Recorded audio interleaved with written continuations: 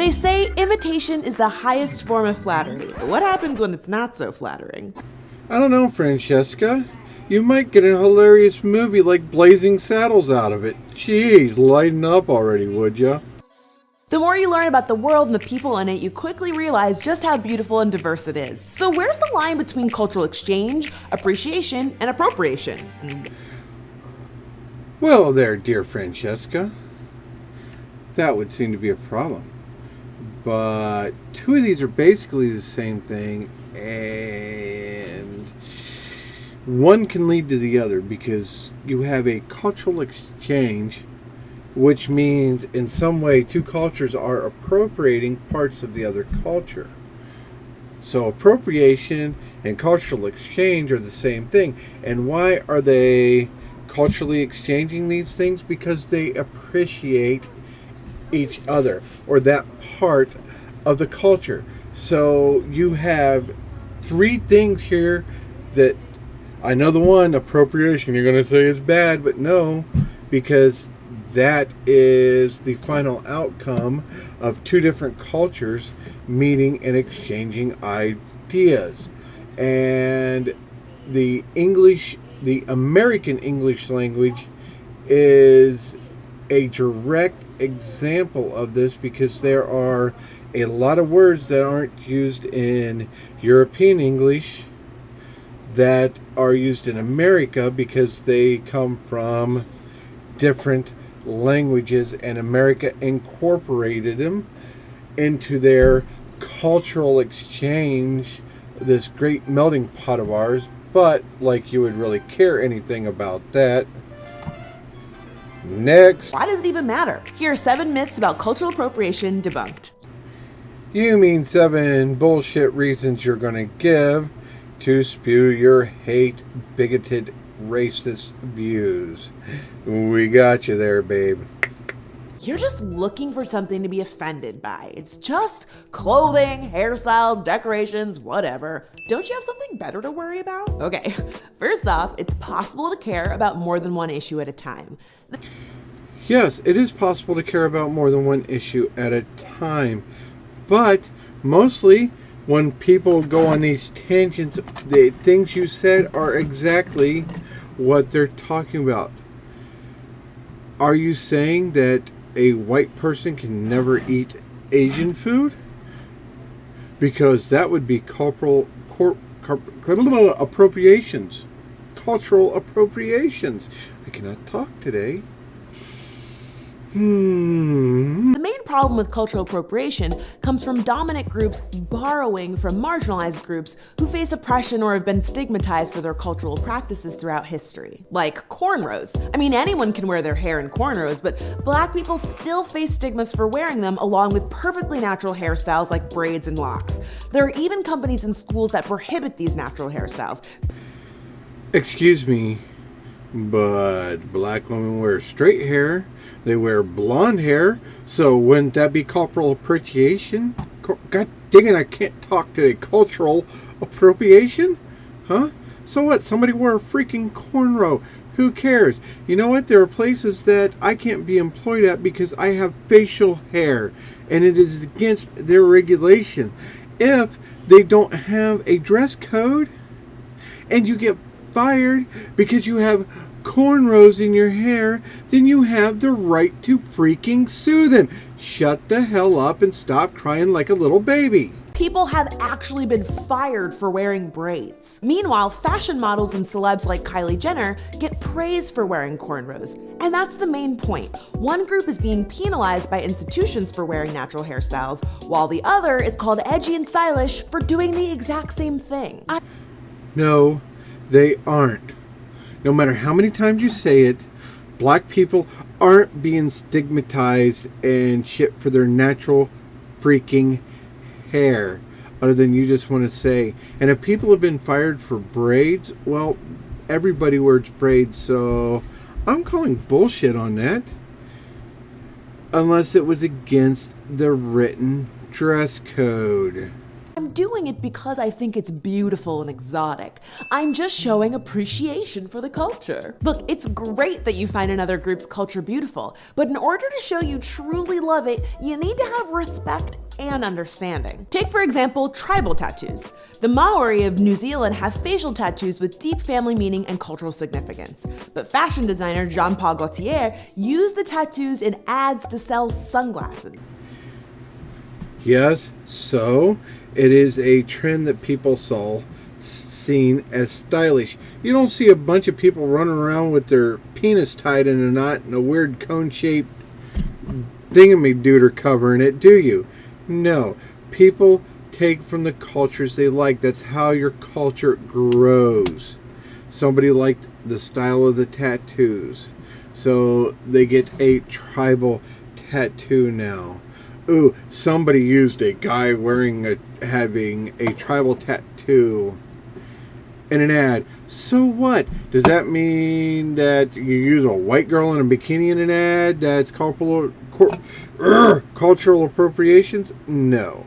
Jesus, you irk my nerve today. And that's a perfect example of cultural appropriation. No matter how much the designer liked the look, he stripped the tattoo of all of its cultural meaning just to sell a product. Now, if you really appreciate something, you should respect it instead of assuming you can use it however you want. Well, I don't find it offensive, and I asked someone from that culture and they said it was okay. Well, it's not your culture that's being disrespected, so sure, you don't find it offensive. And if you know someone from that background who doesn't mind your tattoo, costume, or whatever, that's cool.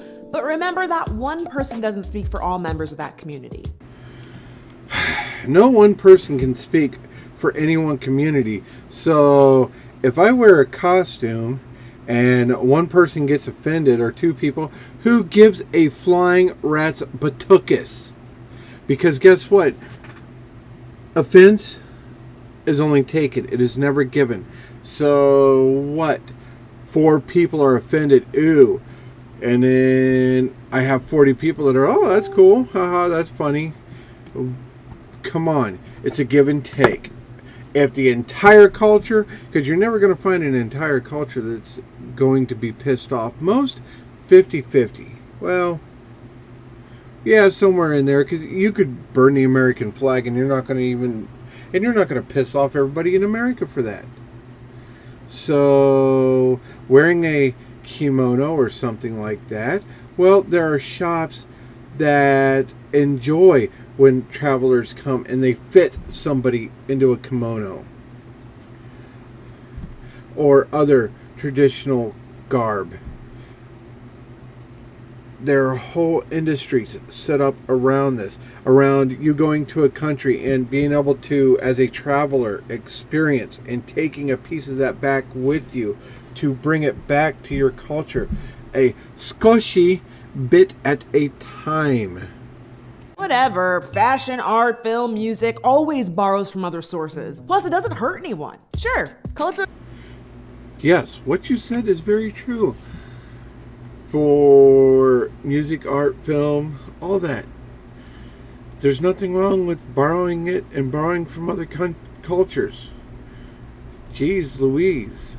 You know, at least you got one point right. Now let's see how you're going to mess it up. Exchange has been going on since the beginning of time. But exchange is mutual. It needs to be done respectfully. A couple of years ago, Katy Perry did a geisha-themed performance with Japanese women dancing in the background. Not only was it super stereotypical, her outfit wasn't even from the right country. The Japanese American Citizens League said it best. The thoughtless costuming and dance routines by Katy Perry played carelessly with stereotypes in an attempt to create a Japanese aesthetic. And that kind of crushes the idea that appropriation is harmless. Oh, Francesca, you're so wrong and so infuriating. I'm going to actually let somebody else say this for me. Because, well, they said it so much better than I ever could.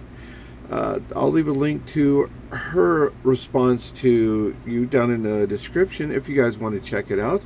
Without any further interruptions, here is Peach Bell, and I hope I said your name right. So, this is the part in the video where I fucking lost it last time, so it's fine. I knew what was coming. Francesca, we do exchange. It's fine for you to be using that paper that the Chinese invented, filming on a camera that was invented by the French and developed by the Japanese, using that shampoo that Europeans invented, and standing in that room that conforms to Western-style building design and interior decorating. You are literally surrounded by things that were borrowed and traded and developed and shared among multiple countries, and nobody cares. And guess what? In Japan, they have millions and millions of air conditioners and computers, and they wear business suits and t-shirts and jeans on a daily basis. Millions of them. And they build skyscrapers and sit on office chairs, and nobody cares. They can do whatever the fuck they want, because my culture makes things to benefit everyone. And my culture doesn't kick up a stink every time someone in another country decides to wear our clothes. But this woman is a racist because she put on a fucking yukata? Sort your fucking life out, Francesca. I mean that. You are so passively, aggressively, hateful and bigoted, and do your fuck all white people sentiments with a big old smile. Check yourself, girl, seriously. You're just trying to tell everyone what to think. Hello, thought police. Have you ever heard of the First Amendment? Nobody's telling you what to think, wear, or say.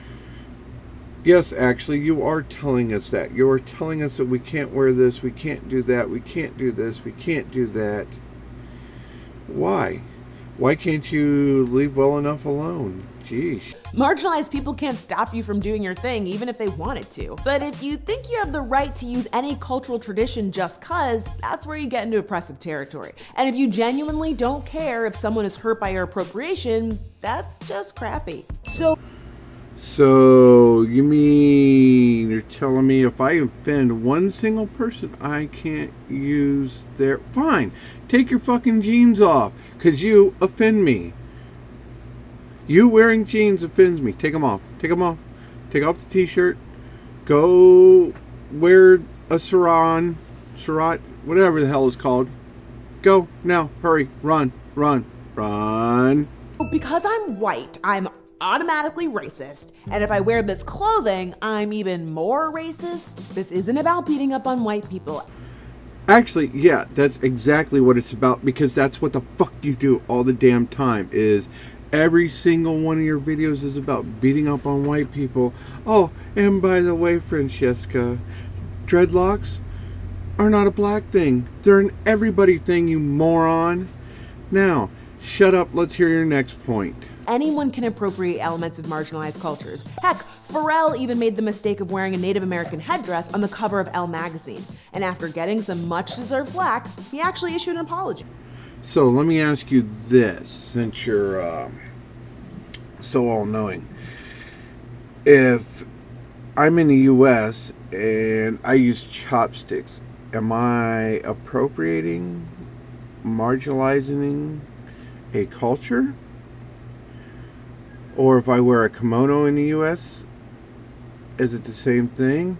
But yet, how about if I'm in Japan and I see Japanese wearing black leather jackets, their hair slicked up like a 1960s greaser? Are they appropriating mine, or is it even though I'm the minority in their country, it's okay because they're doing it to white people? See, that's what doesn't make sense, is that you're trying to tell us that this way is wrong if I, the white man, do it, but it's okay if somebody else does it. No, that's wrong. And who gives a crap about Pharrell? Really? If Chinese people wear blue jeans, aren't they appropriating my culture? Or what about black girls wearing blonde weaves? Or how about speaking English? Okay, this is a tough one. Assimilation and appropriation aren't the same thing. Marginalized people conforming to standards set by dominant, or in this case, Western cultures, is often a means of survival. When your cultural heritage is looked down on, often people change or hide things about themselves in order to be accepted by majority culture. For example, there are schools where students have been punished or even suspended for speaking Spanish or indigenous languages. So there are people who are literally being forced to assimilate or else. So it's not really a fair comparison. So you're saying I should never enjoy another... Really, Francesca? So having English as the main language in the U.S., why, other than in a Spanish language class, would we allow a student to speak Spanish?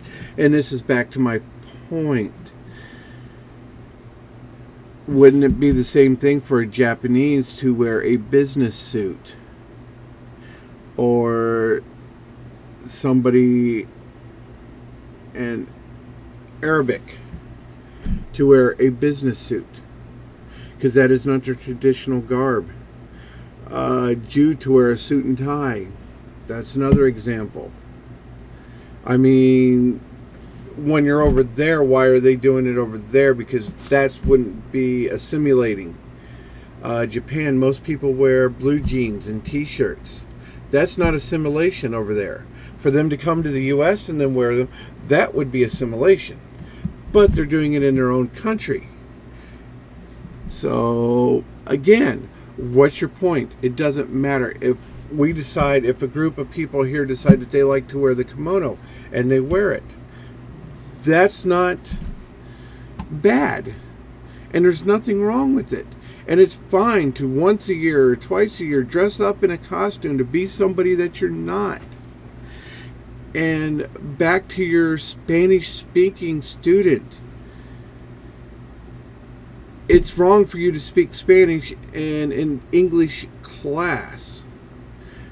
What's so hard about that you don't understand? Culture? That's not fair. Not at all. For example, say you're invited to an Indian wedding and you're not Indian. Wearing a traditional sari or getting henna would be a great example of cultural exchange.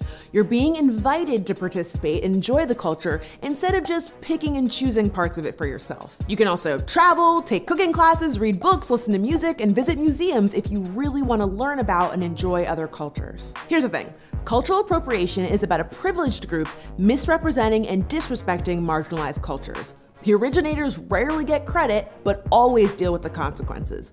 The goal isn't to shame you out of wearing or enjoying certain things, but listening to the people from the culture. Okay, I'm ending this video right here. Unlike you, I don't have 1,000 script writers, but then again, also unlike you, I'm not a racist, bigoted, moronic idiot.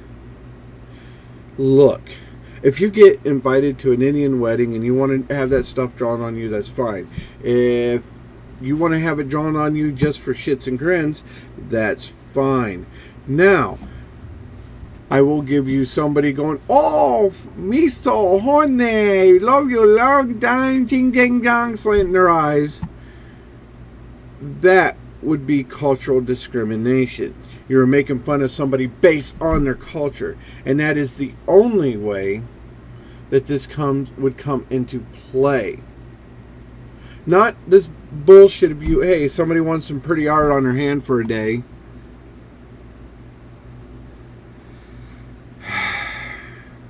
Yeah, I'm done with you. I'm done with this video.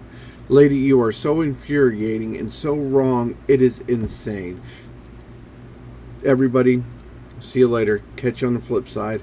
And don't forget to check out the link below. Bye-bye.